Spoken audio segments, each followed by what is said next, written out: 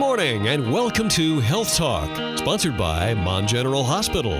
This program is designed to provide education on vital health topics to help you take charge of your health.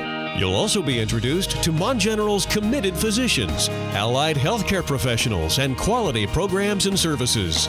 And now, here are your Health Talk hosts, Kay Murray and Jim Stallings. And in that vein, we welcome you to Health Talk here on WAJR, brought to you by Mon General Hospital. I'm Jim Stallings, along with Kay Murray. Good morning, Kay. I got it. Good morning. And welcome back, Dr. Bradford Mitchell, on the program today. We are going to be talking about your veins. You were on several months ago talking about the vein center being open at Mon General Hospital. How's that going? It's going very well. We're real pleased with how things are working out there. Good flow through the hallways and everything like that at the vein center? No problems with that. All right.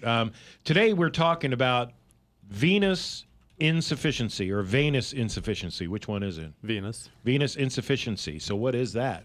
Yeah, basically, that's just when the veins aren't working properly the way they're supposed to. So particularly in the legs, the veins have valves in them that are supposed to keep the blood flowing towards the heart. And when those valves get damaged, the blood will flow back towards the feet just by virtue of gravity. Gravity is pulling the blood down towards the feet and can lead to lots of problems for the patients. So if our ankles or feet are swelling, is that an indication? Right. So that would be one of the main indications, and that can be caused by other things, but that's one of the most common signs that we see from venous insufficiency, leg swelling. All right. So these valves, like most valves, the blood's going up through the vein, being pulled by the heart, and then in between beats, a valve closes, keeping the blood from going back down, and just keeps going up that way. Keeps it heading towards the heart. And then when they get damaged, basically when one valve gets damaged, all the blood above that will rest on the next valve below, and the vein stretches out, and eventually the next valve and the next valve will fail. So will we know it? Yeah, will we know it? Yeah, well, so you won't feel anything, but you'll see the signs and symptoms of the venous insufficiency. So the swelling of the legs, the aching in the legs, the stretched out veins on the surface of the legs may show up. The best analogy I can give is kind of like the long, skinny party balloons. As you blow them up, not only do they get wider, but they get longer, and then they start to curl and twist. And so that's why we get that very typical appearance of the varicose veins on the legs. What's causing damage to the valves? Well, usually it's just excess pressure. So one of the most common causes is straining, and particularly for women, pregnancy. So all the extra blood in the veins, the baby resting on the main vein in the belly, and the excess pressure on the veins just causes them to stretch out.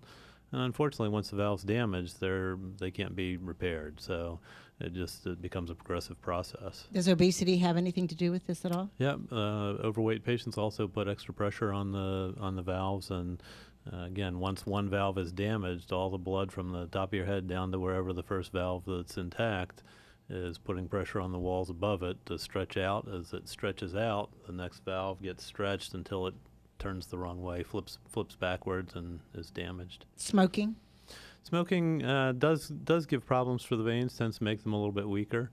So that's obviously, along with all the other health risks, not a good thing. Is this a male or female predominantly problem? More common in women, but we do see it in men, particularly men who are working standing on their feet all day. So. And if you have any questions, 304-296-0041. If our feet or ankles are swollen, is it always swollen from blood not being able to circulate, or are there other reasons that your feet would swell? Yeah, absolutely. So one of the most common things would be from the veins, and so the other things that we always have to keep in mind, though, if the heart's not pumping well, patients who have heart failure and excess fluid, so patients with hypertension, too much salt, too much fluid in general, can cause swelling there. And the other thing is the lymph system.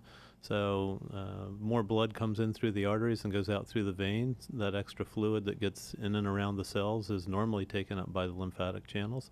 So some patients with lymph problems will also have excess fluid. Not a very common cause, though. Most of the time it's going to be either from the veins or from the heart. Hey, most people have experienced swollen feet or swollen ankles, maybe after a long day of work, standing, as you mentioned, getting in the recliner, propping those feet up above the heart. We know all about that. But when does it come to the point that we need to go see our doctor or go make an appointment or get a referral to a venous doctor? Yeah, so I think when the issue is when it becomes more than just an occasional thing, when it's an everyday event, when it's occurring all the time, and when the other symptoms are interfering with our normal activity. It's a good time to get things checked out.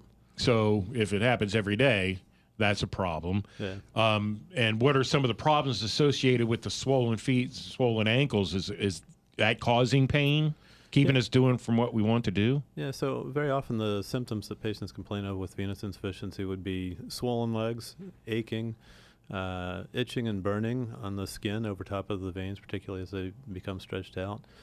Restless legs. So restless legs can be a very common thing. There are other causes, but we also see that patients with venous insufficiency, sometimes with restless legs, that will get better once we correct the venous insufficiency. Just had a conversation about restless legs last night with some friends who husband has problems with that, and he drinks pickle juice. Have you ever heard of such a thing? Heard of pickle juice? Not No, aware that it in helps helping, with restless legs. Well, it has tremendously. He has not been bothered since he's done it, and his doctor told him to do it. That's what was interesting. So, Yeah. Well, you know, pickle I'm juice. sitting here every now and then, my legs going up and down.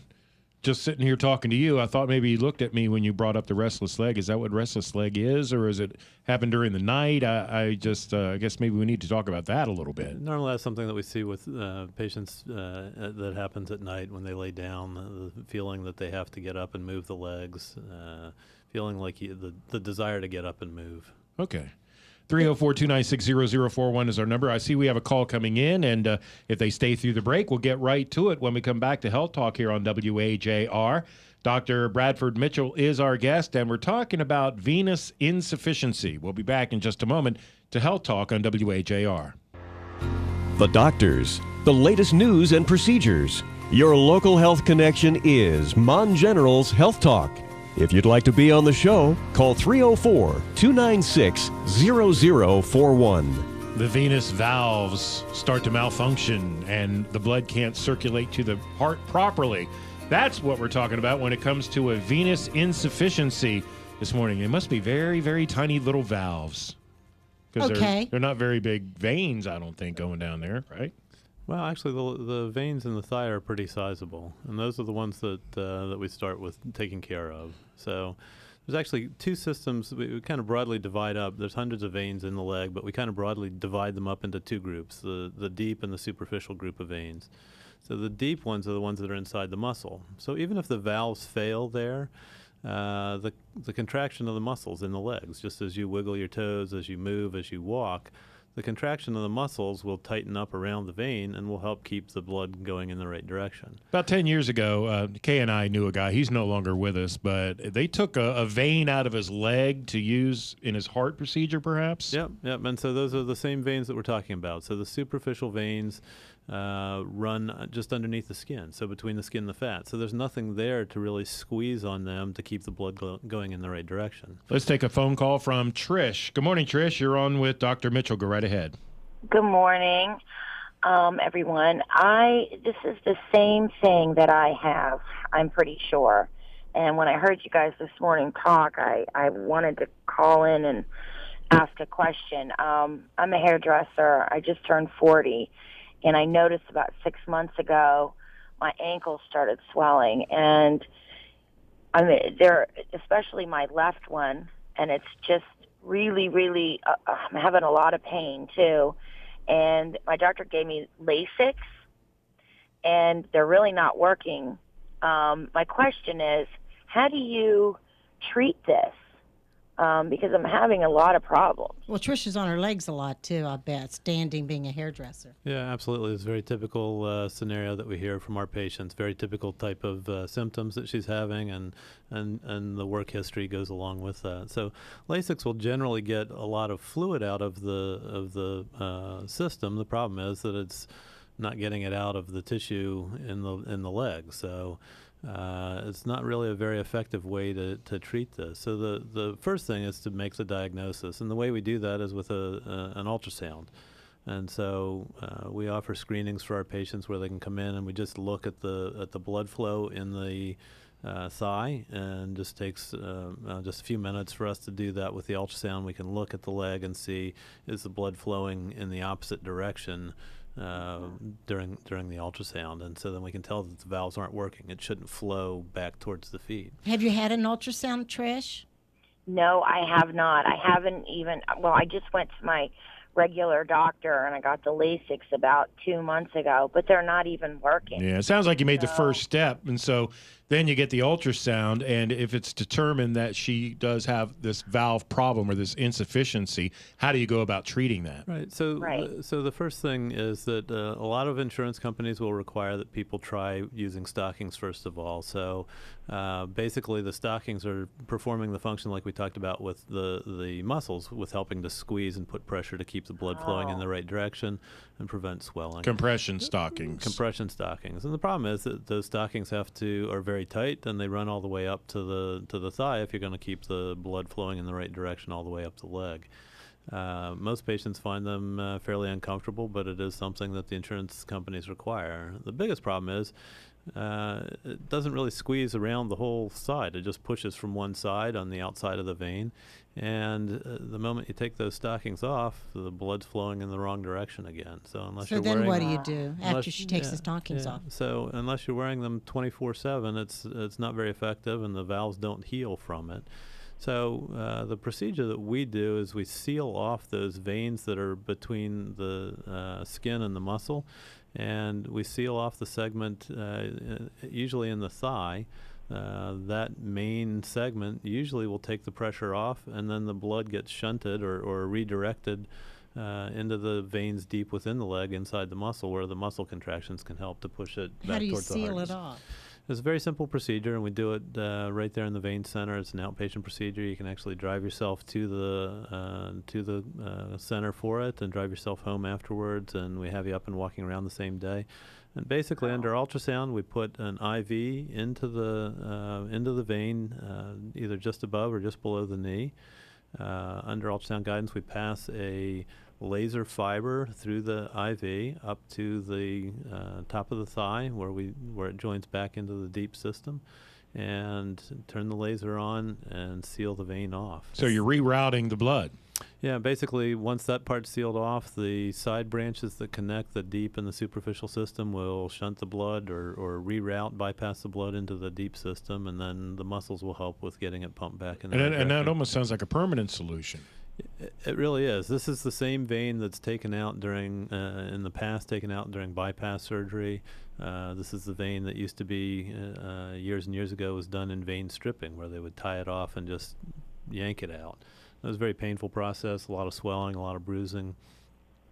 This procedure, again, we can do it as an outpatient. You can drive yourself to and from the center, no narcotics. And we do put some Novocaine, lidocaine-like material and salt water around the vein to help it collapse, to dissipate the heat, and to help with the discomfort. But most people do very, very well with it. It's basically a fancy IV and a little bit of pain for the injection of the local anesthesia. So, Trish, it sounds like a process you're going to have to go through. Yeah, but I finally got an answer. I finally, know a little bit about what's going on, because I know that I have this, besides the fact that it looks horrible and my ankles never have looked like this. So, yeah, I'm going to call and make an appointment. Perfect. Yeah, good idea, Trish. Likely, doctor, that you would do both legs or just one leg during the procedure? Yeah, so we'll only do one at a time, but most often patients have it involving both sides, and so we do end up doing both sides. Kay mentioned that it is a process. It really is. It takes a while for us to do this, but the first thing is to get in and get screened. Once we identify that, we'll get you a prescription for the stockings. We evaluate to make sure there aren't clots in the deep veins, because obviously if the deep veins are clotted off, then we can't close off the superficial ones. Then you wouldn't have any way to get the blood back to the heart. But we evaluate the patient, work with the insurance company to find out when it's possible that we can do that. And then if the patients find that the stockings are all they need, then we're done. But as I said, most patients find they're pretty uncomfortable and just very difficult to wear them, especially in the summer. Wearing stockings all the way up the top of your thigh is difficult. The term of stocking wearing differs per insurance company? Yeah, some insurance companies don't require any length of time. Most of them require somewhere between 2 and 3 months, some of them as much as 6 months. And so we just get the patients into those stockings, and then we see them back. And at that point, if they have the documentation that the valves aren't working right, then we're able to go ahead and do the procedure. Just a quick follow-up before we take a break. Will this lead, if you ignore it, will it lead to blood clots? No, it really doesn't. The clots that we worry about in the veins are the clots in the deep venous system, and so this is really the superficial system that we're looking at.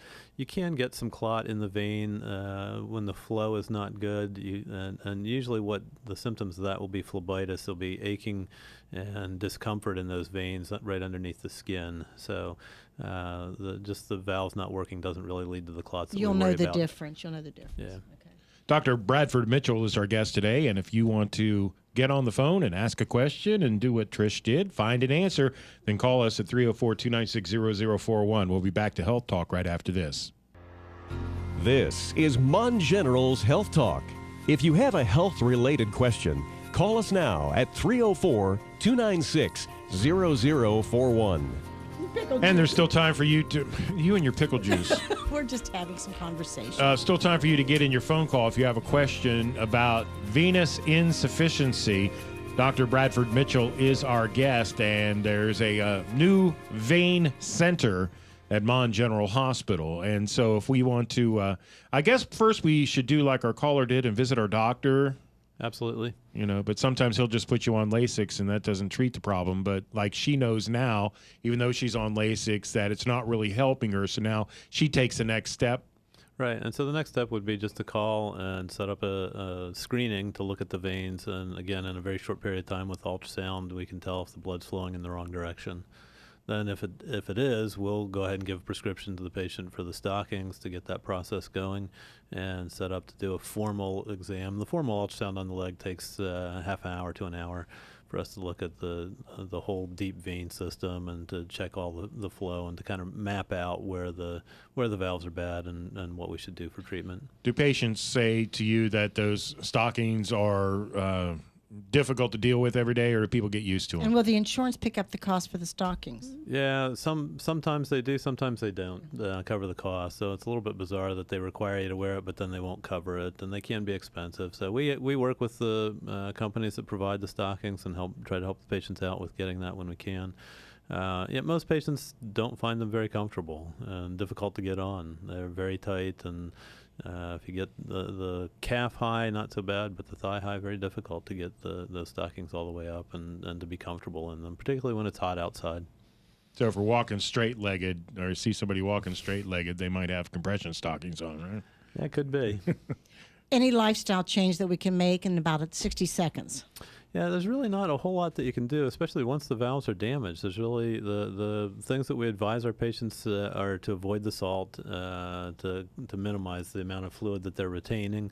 Obviously, if there's other issues going on that your family doctor identifies, you may require Lasix for other things, so particularly patients with heart failure.